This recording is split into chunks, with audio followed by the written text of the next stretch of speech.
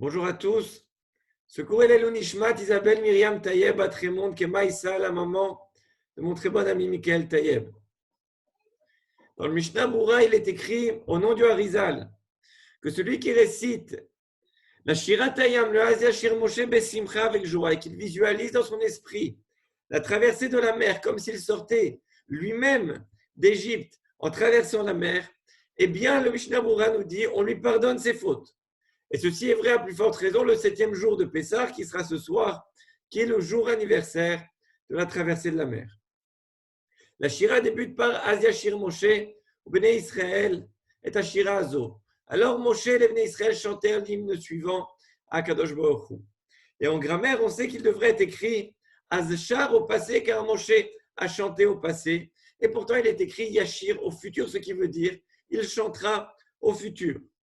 Sur ce Az Yashir, Rashi rapporte une explication midrashique qui se trouve dans Sanhedrin, page 91b, et qui nous dit que du fait qu'il soit écrit Yashir au futur plutôt que Azshar au passé, eh bien de là, il y a une allusion dans la Torah Triat Ametim à la résurrection des morts.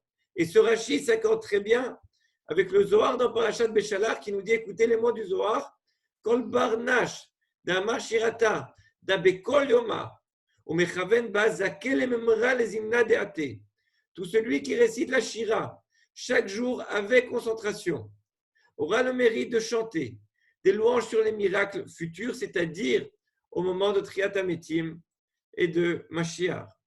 Le Matok Midvash, qui est un commentateur majeur sur le Zohar, ajoute et dit que toute personne qui récite la Shira chaque jour avec concentration est considérée comme s'il était en train de chanter la Shira devant un Kadosh Baruch Hu lui-même, Bemakom Ashrina, à l'endroit où se trouve la Shrina, Klomar Kiilo Ashrina Medaberet Mitor Garono, et c'est comme si la Shrina était en train de parler à travers sa gorge. Alors revenons avec ce qu'on vient de dire à notre Rashi sur Sanhedrin, qui nous dit que dans le Az Yashir, il y a une allusion Minatora à la résurrection des morts. Pourquoi la Torah aurait choisi cet endroit spécifiquement, ce chant, pour évoquer Triat Ametim? Alors, j'ai vu une explication du Rebbe de Belz qui dit la chose suivante.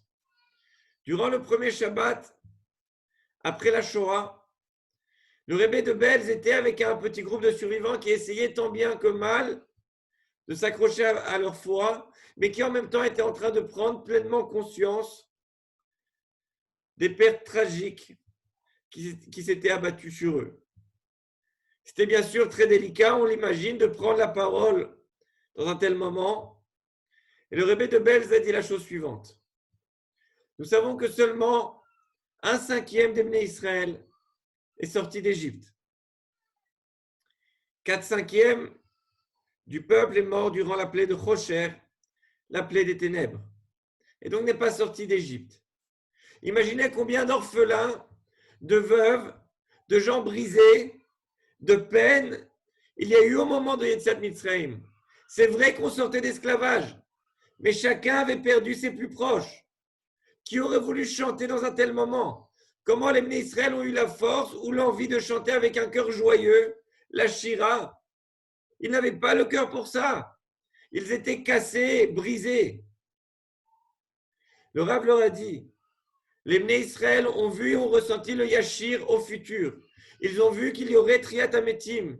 Ils ont vu que tous ceux qui étaient morts en Égypte n'étaient pas perdus à jamais.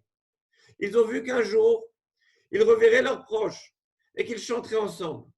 S'ils n'avaient pas vu ça, ils n'auraient jamais pu chanter. Et nous tous qui avons perdu nos proches dans la Shoah, un jour aussi, nous les reverrons. La Torah a donc fait une allusion à Triat Ametim, précisément à l'endroit de Az Yashir, afin d'expliquer ce qui a donné le courage et l'énergie au Bnei Israël de chanter la Shira, malgré ses pertes tragiques. Triat Ametim est un des 13 articles de foi du judaïsme exposés par Maïmonide. Il y a des références dans tous nos textes, la Mishnah, la Gemara, la Torah, le Zohar. Qu'on ait le mérite de revoir très prochainement tous ceux que l'on aimait et qui nous ont quittés. Et à ce moment-là, nous chanterons avec nos proches. Et tous les tzadikim des générations précédentes, nous chanterons comme nous l'a promis la Torah en utilisant Az-Yashir au futur. En attendant, nous devons réciter la Shira chaque matin avec joie et concentration, en imaginant qu'on est en train de sortir de Mitzrayim. Et grâce à ça, nous pourrons recevoir de grandes brachot, de grandes bénédictions et voir toutes nos fautes pardonnées. Nous voyons bien que ça vaut le coup quand c'est possible de rajouter 1 minute. Ça prend 1 minute 15 de différence entre lire la Shira, le Az-Yashir normalement, et le lire en chantant. Donc on a vu tous les bénéfices de cette Shira. Donc quand on peut, eh bien essayons de la chanter, notamment dans les minyan du Netz qui parfois sont en avance.